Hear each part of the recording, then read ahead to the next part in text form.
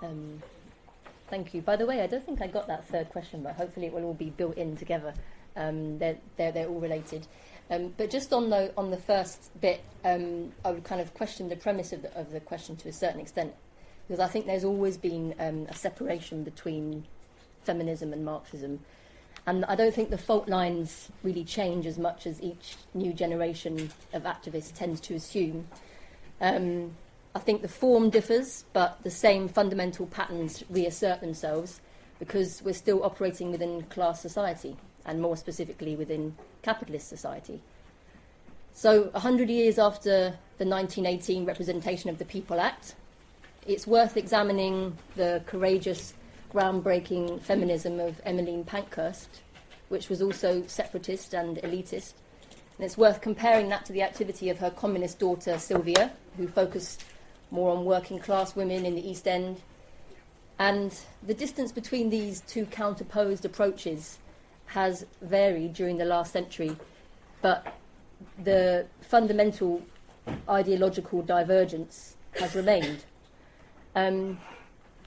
We think that the fight for women's emancipation is inextricably tied up with the fight for human emancipation. That is, the struggle to end class society and all the forms of social oppression that it generates. And concrete struggles to address particular aspects of women's oppression today must be taken up, but the victories won can only be partial and transitory as long as capital rules.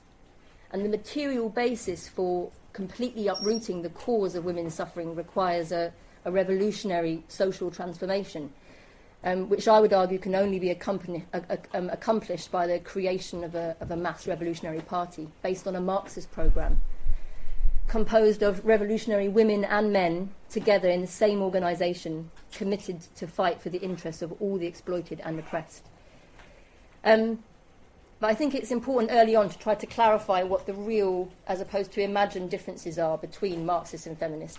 Because many feminists believe that socialists tend to see women's rights as something that we can just wait until the after-revolution to solve. But I think that the genuine revolutionary left has always considered the fight for women's freedom as fundamental to the struggle for a socialist future. The struggle against the special oppression of women and other oppressed groups, racial, ethnic, sexual minorities, will be crucial to assembling the social forces necessary to effectively challenge the control of a powerfully entrenched ruling class, which is inconceivable without the active participation of half the population, obviously. But the converse is also true.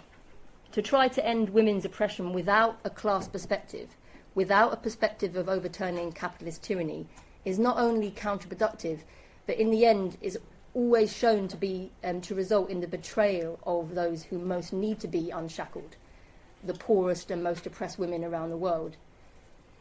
And feminism, even in its socialist feminist manifestation, tends to prioritise female emancipation over all other questions, or at least to approach the problem of class divisions alongside gender divisions, to equate class oppression with patriarchy, and the advocates of intersectionality, for example, do this as well with so-called classism, which they put on a par with other isms.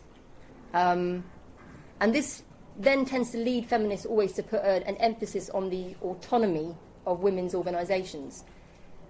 And our organisation, which identifies with the tradition of the Russian Revolution, advocates the creation of a mass communist women's movement and organisations of other oppressed layers as transitional organisations, focused on the revolutionary mobilisation of women by actively addressing their particular concerns. And to be effective, such organisations must, of course, exercise considerable autonomy in the sense of being able to decide how to allocate their forces, what priorities to pursue at a particular moment. But they exercise this autonomy as part of a division of labour and in coordination with other elements of a common revolutionary movement through a revolutionary party, and that is partly how they derive their power and education as well. So Marxists take women's rights seriously now, not just in a future communist society, and IBT comrades of the International Bolshevik Tendency, of which I'm a member, male and female, in Britain, Ireland, all around the world, to New Zealand.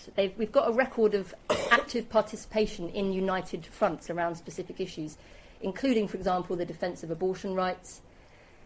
And issues such as reproductive rights, childcare, healthcare, and housing, we know these disproportionately affect women, but struggles around them are obviously crucial to the interests of the whole working class. I want to talk a little bit about the current manifestation of the Me Too campaign, because it's very topical and I think sums up some of the differences. As everyone I'm sure is aware, it began with accusations against the Hollywood heavyweight Harvey Weinstein, who seems pretty clearly to have been a serial abuser. And I think this whole issue is a good example of where Marxists and feminists both overlap and diverge. The unwanted sexual advances, sexual comments, judgment on our morality, sexual attractiveness, etc., that all women experience have a cumulative effect, and they comprise a large component of our oppression under capitalism. And the Me Too campaign on social media has exposed how widespread this is, how normal and how ingrained in our culture. And obviously, this needs to change. Where Marxists diverge from feminists is on how this can be done. The deep structure of the social relations that condition all aspects of life in this society, including relations between men and women, can't be fixed on an individual level, nor by any process that pits women against men. Sexual harassment, sexual assault, and inequalities between individual men and women reflect the economic and social oppression generated by the profound inequality of power, status, and economic resources. And women are at greater risk when other inequalities are present. Individual behaviour can be modified and social pressure can be brought to bear, and it has been brought to bear, to reduce the incidence of these abuses. But the root of the problem can't be addressed simply by re-educating men, but only through undoing the power disparities that come with capitalism. Now, the Me Too campaign, which aims to empower women, focuses on the sexual indignities and criminal assaults that we've suffered. But this can, of course, also play easily into the hands of those who want to deny us sexual agency and who would present sexual activity in and of itself sometimes as a danger to women. Marxists, and I think most feminists, reject this, and instead we want to fight for a society where everyone is free to express their own sexuality, free of any sort of legal or economic compulsion, on a fully informed, consensual basis. But I think it's important to distinguish sufficiently between a vast spectrum of incidents, ranging from rape and unwanted comments on the street. Neither is acceptable, but these are actions that are very different magnitudes, which deserve very different responses and consequences for the perpetrator. The bourgeois justice system is notoriously bad at dealing with rape.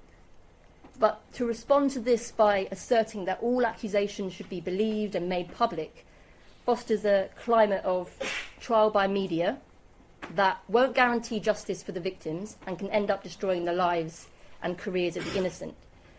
And disregarding the principles of due process and the presumption of innocence creates dangerous precedents for working women and men, particularly for those who dare to challenge the ruling class, like many people in this room.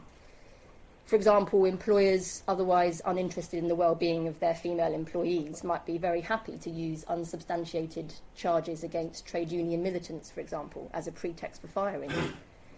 And similar sorts of accusations have historically been used to target leftists and others considered dangerous or inconvenient. In the US, lynchings of black men were traditionally motivated by claims that they'd somehow encroach on the sexual purity of white women.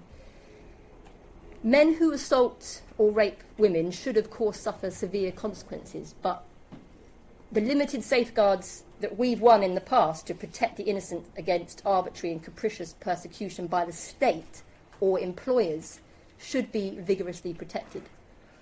It's also noticeable that the mainstream media only began to take serious notice of sexual harassment in the workplace when it involved high-profile Hollywood celebrities and the like.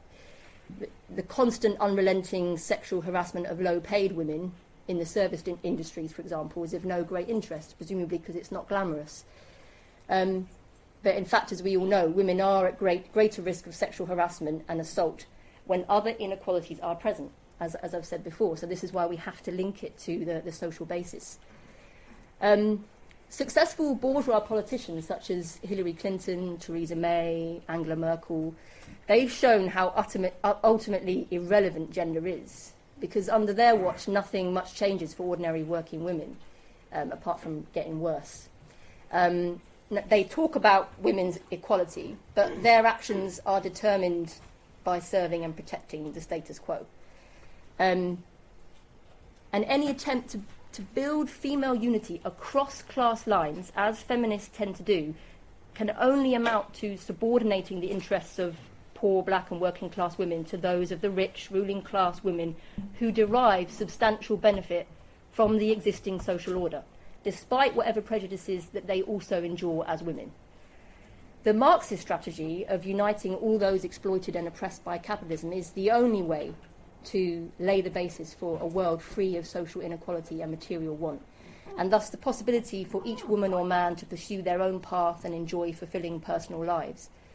The pathology of sexual violence, which I've touched on in more detail, is at bottom a social problem which derives from a society which celebrates and rewards selfishness, possessiveness, the ability to wield power over others.